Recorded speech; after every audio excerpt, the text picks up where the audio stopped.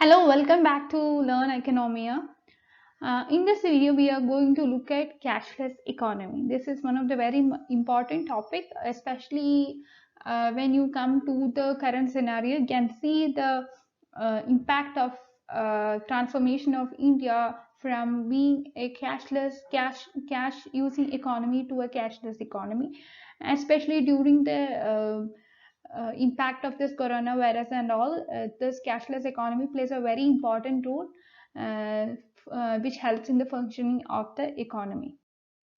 Now, before uh, going into the details of cashless economy, it's very important to understand what cashless economy is. So cashless economy, it refers to a system, or it's a mechanism wherein you are not using physical money to carry out all the monetary transactions. All the monetary transactions are made electronically by using various channels like national electronic funds transfer, or immediate payment service, or real-time gross settlement. So there have been various mechanisms in order to carry out this kinds of what electronic kind of transactions, or electronic mode of transactions. You can use your debit card, you can use your credit cards, or you can use electronic clearing, etc. So whatever it may be, so you are not using currency, notes and coins in the physical form. If you look into the scenario of the world economy, you can see that there have been many countries which play a very important role in transforming its economies into a cashless one. If you look at the case of Sweden, it's been seen that this is one of the technologically advanced nations, and it has been into its way, or it has been traveling in its way, on its way, in order to transform the economy to a fully cashless one. And it is assumed that, or it is expected that by 2023, Sweden would be the first cashless society in the world. And also there have been many other countries like Belgium, France, Canada, Austria, UK, Netherlands, US.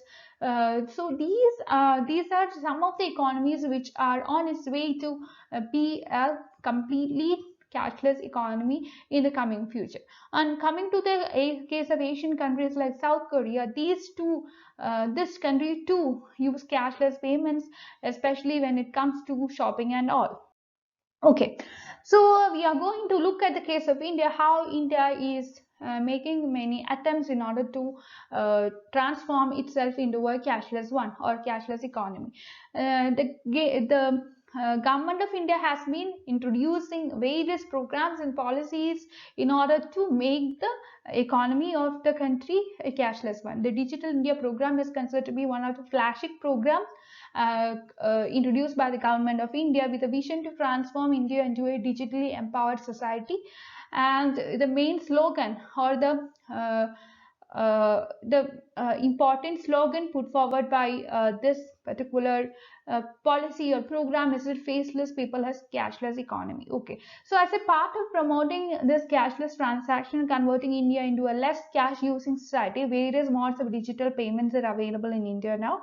As the digital mode of payment is overtaking the liquid cash transaction method, the central bank of the country, the Reserve Bank of India, has to incur very fewer charges on maintaining the cash, because for example, it has to print only less currencies, because transactions using liquid cash is becoming lesser. If you are going into a digital mode of payment, that means that the central bank has to print only less currencies in the future. So this would ultimately help in having a positive cash flow in the economy, that too via digital mode. And if you look at the case of cashless economy, there have been different and several types of modes of payments existing, not only in the world but also in the case of India. You can see you can use mobile wallet, plastic money, net banking systems, etc. So if you're going for the mobile wallet system, that is actually a virtual wallet which is available on your mobile phone. You can store your cash, and you can make online or offline payments, whatever is suited to you. And there have been many service providers like mobile apps and all. You can download it from internet, and you can transfer the money into these wallets online by using your credit and debit card or net banking system. And there is plastic money, which includes a credit, debit cards, and prepaid cards. You can use this for shopping and all, and especially by using the point of sale purchases, you will be able to swipe your cards and make the purchase in a single swipe. And that doesn't, all these kinds doesn't involve, or all these kinds don't involve any use of paper currency notes and coin in the physical form. You can make all your transactions and all your payments virtually, in the system, all your payments and transaction digitally. Okay, now you have net banking. You are I know you are familiar with the net banking system. You can use net, or you can use RTGS system in order to transfer your money from one account to another.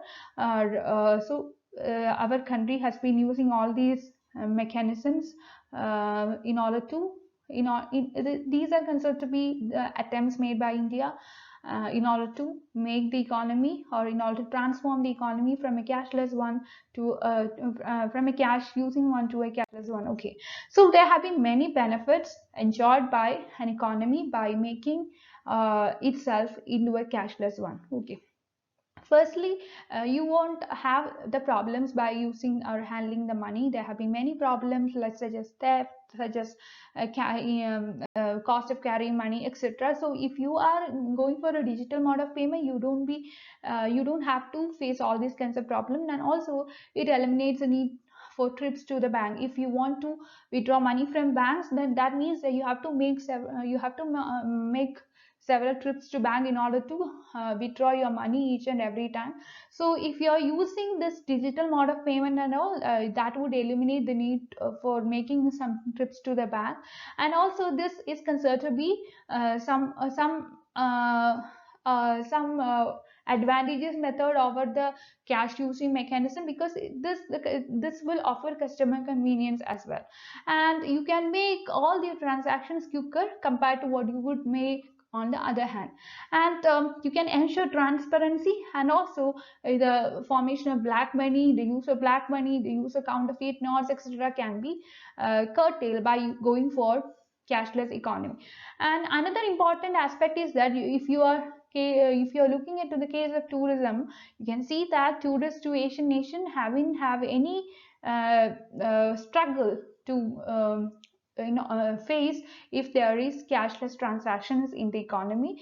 They can so that means that both the domestic investors as well as the foreign investors can invest their money without any problems if you are going for digital kind of transactions. Okay, so and also you could see that if you look around, especially in the case of India, you can see that all the subsidies and welfare schemes and all the money payments, unilateral payments in the form of pension, scholarship, everything is distributed to the people via their bank account. This is one of the mechanism, or this is one of the steps taken by the government in order to encourage cashless transaction.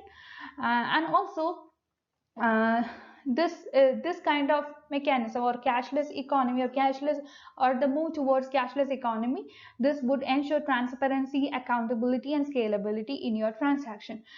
And your transaction will also come down in the long run, because this is one of the easiest method, and also you can go for bulk payment, everything whatever you want.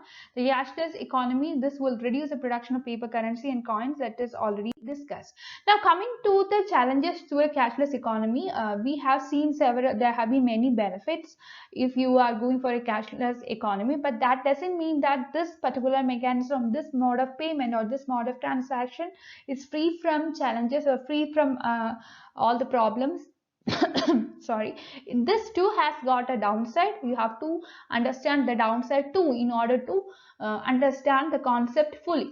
Now first one is that, especially when you are going for the cashless economy, especially in developing countries like India and all, where we have inefficient banking system and poor digital infrastructure, we have to understand that it's very difficult in order to carry forward this cashless economy framework. And also poor internet connectivity and poor financial inclusion offer several other bottlenecks if in order to go for a cashless economy kind of framework. And also you in especially in this developing economies and all, people mainly lack this financial and digital literacy, and it is very much important to train the people in order to make this cashless economy possible. And also there have been many cybersecurity issues faced by the people. In order to make them deal with all these problems are also a problem. Now coming to the changing habits of the people, we know that many of the people are using this informal kind of transactions, using currency notes and coins in order to change their mindset, to bring them to the cashless economy mode of transaction is also a Herculean task. And we know that there exists some urban-rural divide in the economy, not only in the case of Indian economy, but also in the case of many other economies. You can see that there exists some urban-rural divide, where urban areas is much more developed than rural areas. Especially, we don't have much ATM counters and all in the rural areas. So that means, and also the rural people are not that literate compared to the urban people, especially with respect to all these kinds of modern kind of transactions. So that too is considered to be a bottleneck here. Then higher risk of identity theft. Identity theft in the sense that if you're going for online digital transactions, that means that you have to enter your user ID, password, your unique identification number. So some kind of unique identity number or figure or whatever it may be. So it has to be entered. That means that your identity has a full at least to some extent your identity has a possibility of being stolen. So this aspect too has to be questioned, and the problem has to be solved in order to go for a completely cashless society. Then if you lose your phone, that means that your complete details are gone. That means that if you're going for a cashless economy, you have to secure your phone with a password or fingerprint kind of security. Otherwise, that means that if your phone is stolen, that your complete details are gone. So then there is a possibility of overspending. If you are paying with the use of this physical currency and not currency notes and coin, that means that there's a natural tendency for people to spend less. But if you are paying digitally, that means that you don't care about much of your transaction and you will spend more. And this will make you or this is just a possibility. This can make you go to a problem like debt. So this will create several problems in the future as well. This too is considered to be a challenge or a bottleneck if you're going for a cashless society. Then you know that, or we have seen that this cashless kind of society involves use of credit card, debit card, etc. And this credit card, debit card, etc., these kinds of cards, it don't come with free of cost. It has got some interchange charges or interchange fees, that these the fees for this digital payments are often lower, but it may take longer to receive the funds. And the cost of processing cards, if you go for that, if you move from more people to that, if you're using these cards for more than once, or definitely you will be using these cards for more than once, but the more you make use of these cards, the more you have to go for paying this transaction kind of fees. And as we have already seen in the case of cybersecurity, there have been many cyber crimes which have been coming up day by day in this world, in this digital world. So addressing these kinds of cyber crimes, which are even though these are illegal, these kinds of crimes are still growing up in the country. It's very much important to address all these kinds of cyber crimes in the country. So this too is considered to be a challenge in transiting or in the transformation of our economy into a cashless society. Now coming to, we have seen how in general several economies are facing challenges, but if you come to the case of India, you have to understand the present scenario in order to understand the answer to the question, is India ready to go for a cashless economy? Now if you look at the case of India, you can see that India is a developing economy, and India has a huge reliance upon use of cash. If you look at the transactions come in the Indian economy, you can see that only 5% of all the payments happen electronically. The rest 95% of all the transactions in the Indian economy are made by using currency notes and coins physically. That means that a large and small transactions continue to be carried out via using cash, especially in the developing economies like the Indian economy, and only a small portion of the transactions are made by using what electronic modes of payment. And Indian economy, we know that's a vast economy, especially with respect to population, and all the population is growing day by day. And it is very much pretty sad to say that many Indian people, or many people of in many citizens of India, they don't have any bank account. The government has been playing a very important role in order to make all the people at least to have some bank account. We know that the government has been playing a role in order to go for financial inclusion and all, but it's sad to say that this is the current scenario. Many Indian people do not have their bank account with them. So as per the estimates of RBI, you can see that as per the estimates by 2016, banks had issued around 697.2 million debit cards and 25.9 million credit cards. But it is very important to ask a question: are these people, or are these holders of these cards using these cards? It is very much sad to say that we know that all these cards are not being used. First case. Secondly, a single person, if you look at the case of a person, he or she might be having more than one card. So that means that all the cards are not being used.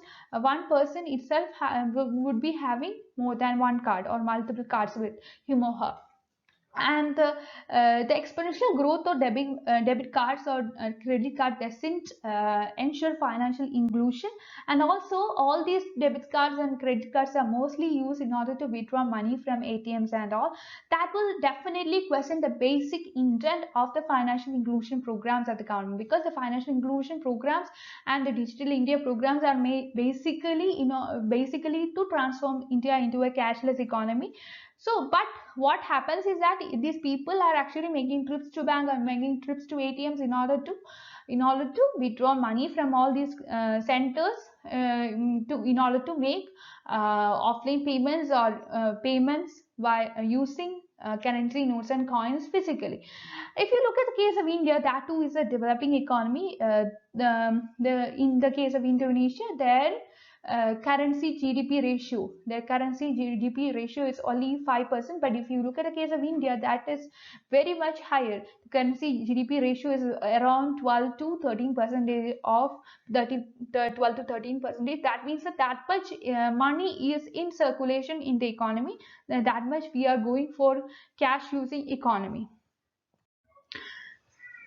Now, the case of challenges. What are the challenges in front of India in order to go for a cashless economy?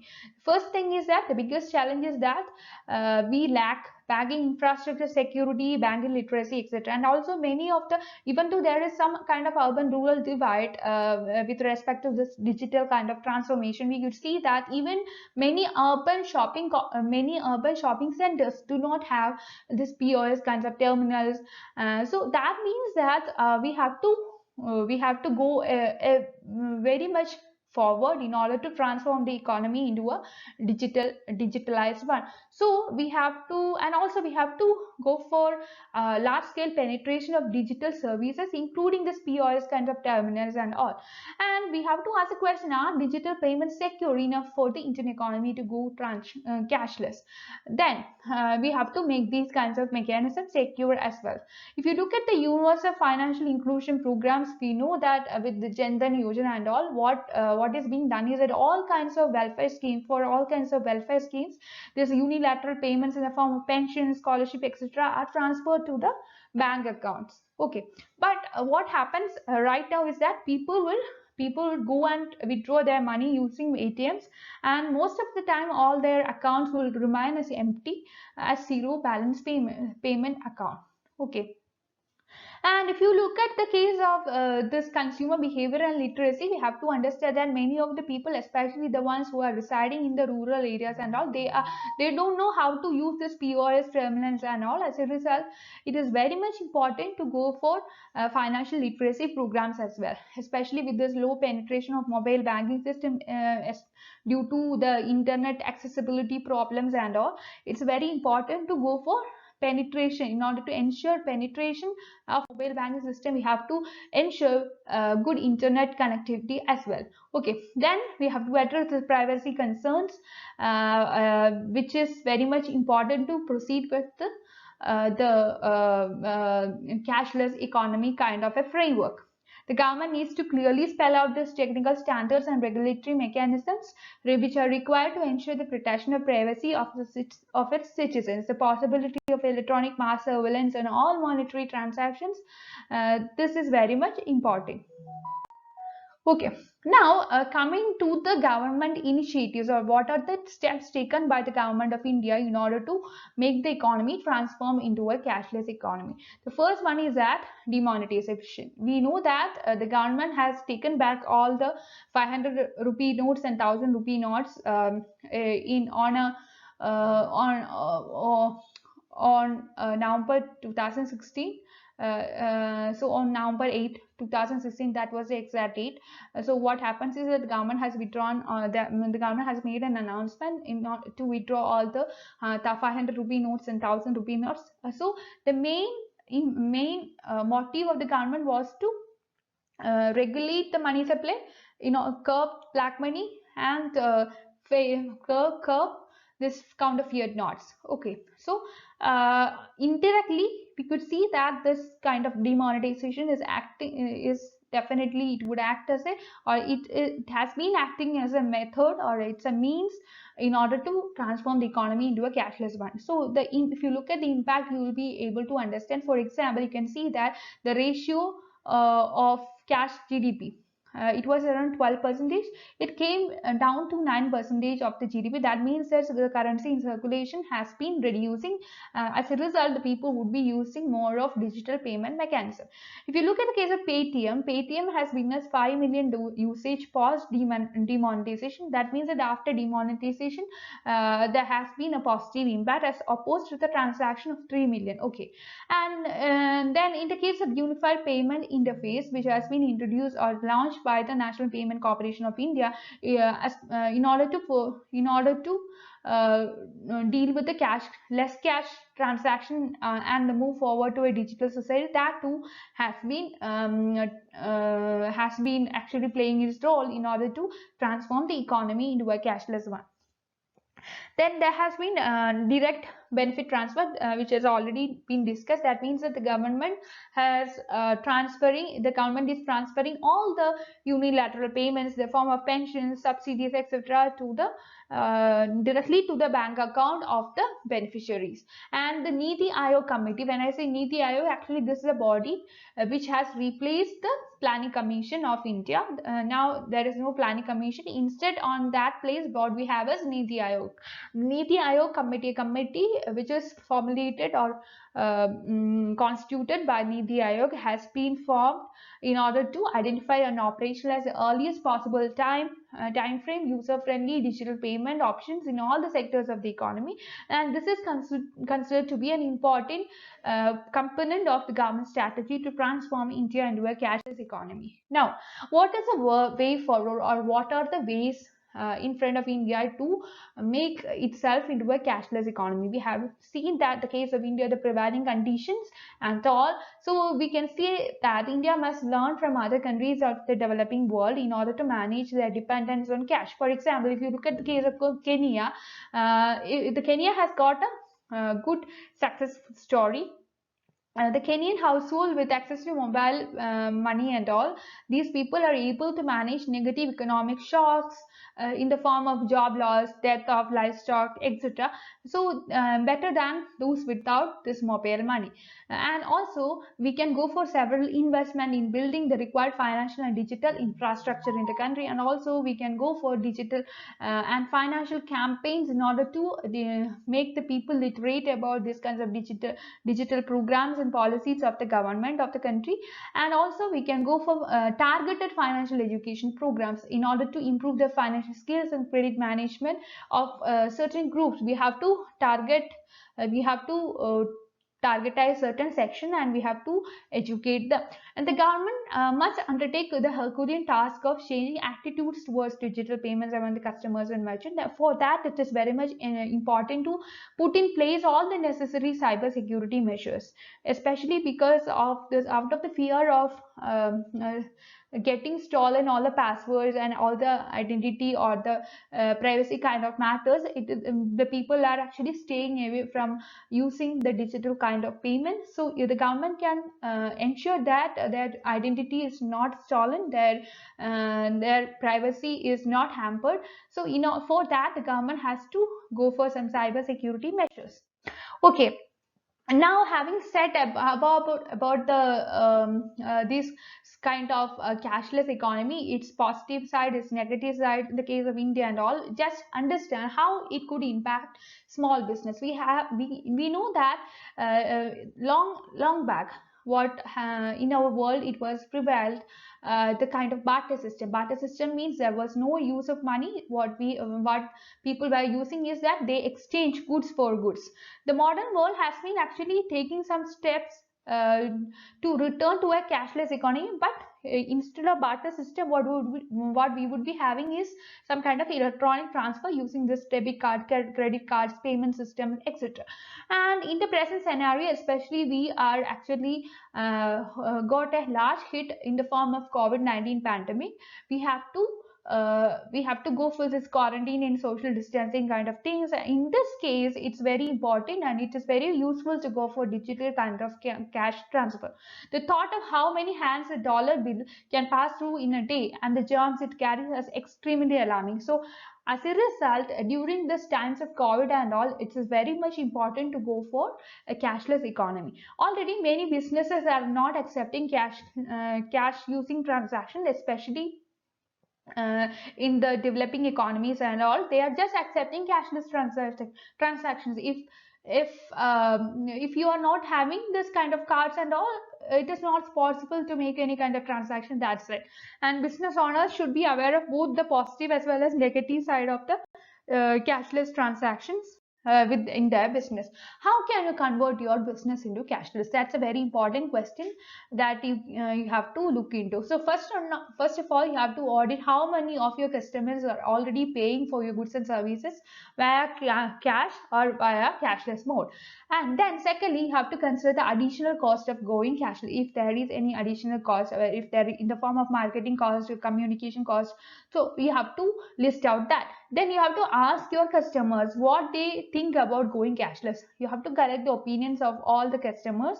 What would happen if you stop using or if you stop accepting cash? Then you have to record their reactions and take their feedback. Then you can start your communication early. That means that you have to create a complete communication strategy to let the customers know about the move to a cashless payment system, so that you want to push to a message up to these people. And then you can have a transition period. That means that if someone tries to pay with cash after the switch, let them know that you only accept cards. You no more accept physical form of money.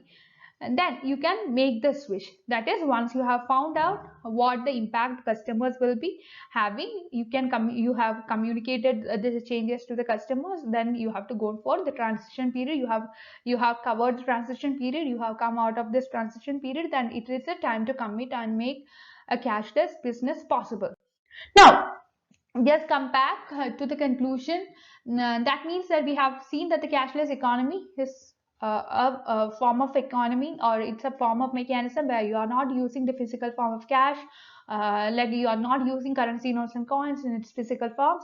However, we know that the Indian government has taken many methods in order to make the economy into a cashless one, or transform the economy into a cashless one. But the economy is facing many problems like cybersecurity issues, the issues with financial literacy, etc. So in this scenario, we have to go for new and strict and tight laws in order to boost the cybersecurity in our country, and also we can go for streamlined efficient methods in order to go for infrastructural programs in order to reduce the reduce the divide between urban and rural areas, etc. So the phenomenon of cashless economy can be brought in a systematic manner by educating the people, by providing them financial literacy, by providing them literacy regarding the digital modes of payment, etc. Also, there should be laws and regulation to prevent stealing of data and breach of security. So that's all. Thank you for watching. Please like, share and subscribe this channel for more videos. Thank you.